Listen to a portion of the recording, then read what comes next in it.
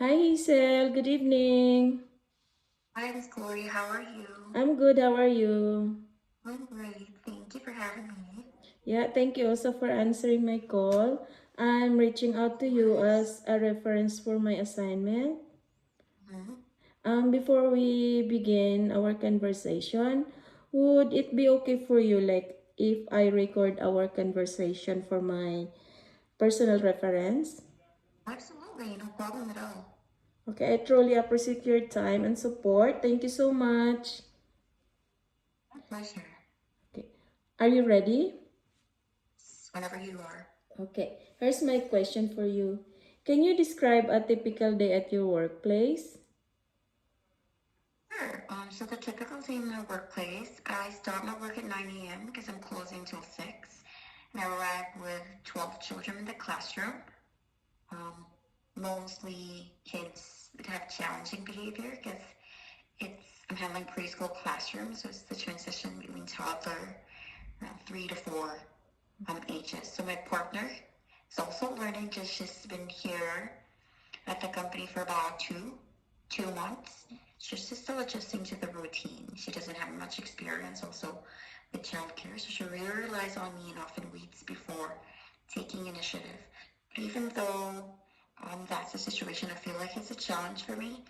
I still find I still find myself um, to compose to try to remain calm and focused on my work.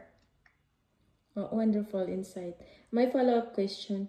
How do you manage the situation about your coworker who just wait for you or for your instruction instead of initiating to help the children?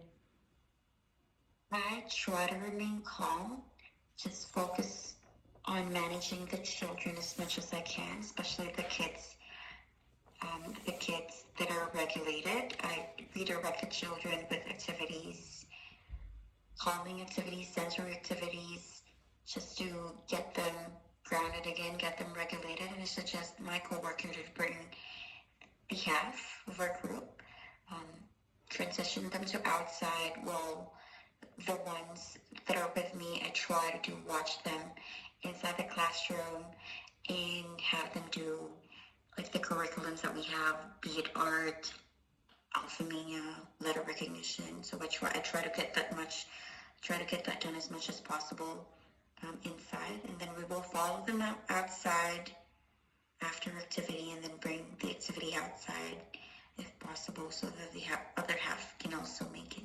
Okay, thank you. Follow-up question again. How do you try to have you tried to discuss with your coworker for um what would be best idea to offer for the children to minimize the, like, you have a challenging group, right?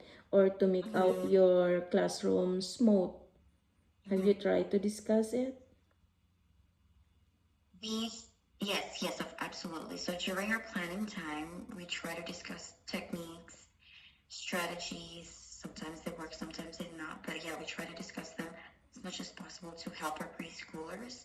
I also gently open a conversation about how we can work together or support each other as a team.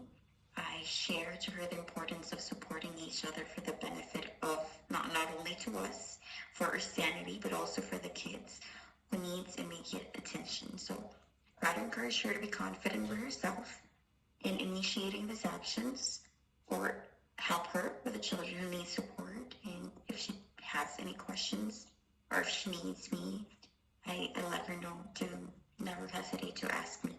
Wow, perfect. My second question. What are the biggest challenges in your what are the biggest challenges you currently face in your role? That's a really good question. So one of the biggest challenges I currently face in my role, aside from the challenging behaviors, is the lack of support or staff support. I think it's also it's also it's also present in other daycares. So it happens for me. It happens especially during nap time, because out of 12 preschoolers, 10 are doing naps, and then there are two that doesn't nap at all. So this makes it difficult for me and my partner to maintain a quiet and calm environment, because the two non-nappers really needs supervision to remain quiet so as not to disturb the nappers. Because of this situation, the rest of the group, it became stressful and it consumes so much time to settle them down. And yeah, on top of that, when lunch breaks, it gets delayed because if we're short staff, we do nap time ratio. So that's Oh, yeah, okay. I think that's one of the biggest challenges that I have. Did you share this concern with your director? And what was her response? I shared it once.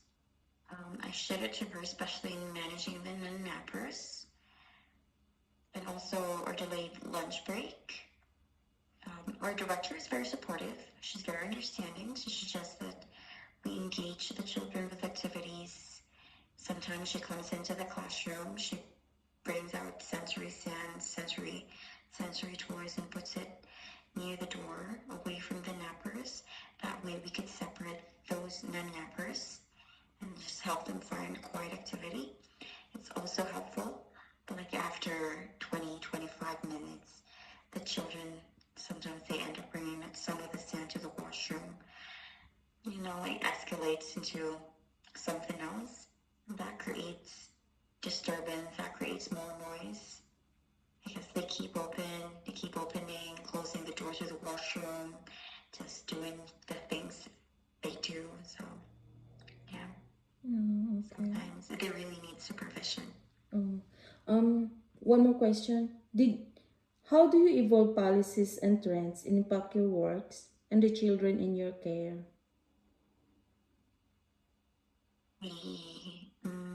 The evolving policies and trends that impact my work is, I think, the support system, especially during nap time, because we are expected to meet the needs of each child while at the same time maintaining the policy and regulations of licensing.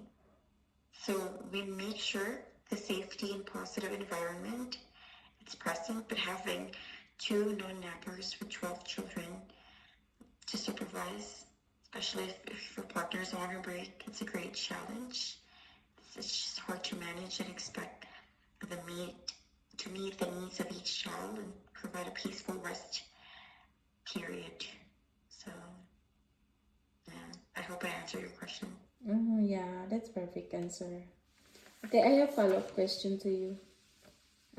What support would make or would be ideal to provide in order to achieve a peaceful rest period?